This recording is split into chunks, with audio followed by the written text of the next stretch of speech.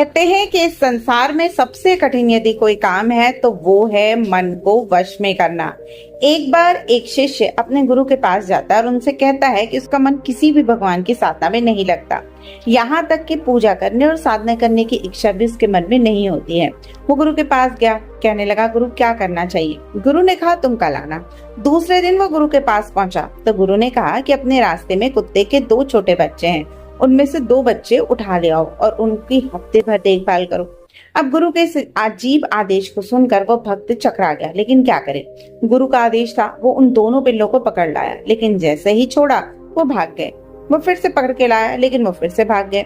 अब उसने उन्हें पकड़ लिया और दूध रोटी खिलाई, और अब वे पिल्ले उसके साथ ही लगने लगे। सप्ताह भर उनके उसने पूरे यत्न से सेवा की और अब वो पिल्ले उसका साथ नहीं छोड़ रहे थे। वो जहाँ भी जाता पिल्ले उसके पीछे पीछे घूमते। यह देख के गुरु ने दूसरा आदेश दिया कि अब इन पिल्लों को भगा दो।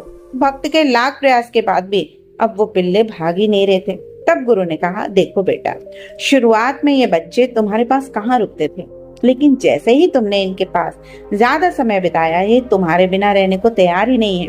ठीक इसी प्रकार खुद जितना वक्त तुम भगवान के पास बैठोगे, मन में धीरे धीरे भगवान की सुगंध आनंद लोगे, वो उतना ही तुम में रचता बसता चला जाएगा। हम अक्सर चलती पड़ती पूजा करते हैं तो भगवान को मन में कैसे बिठा सकते हैं?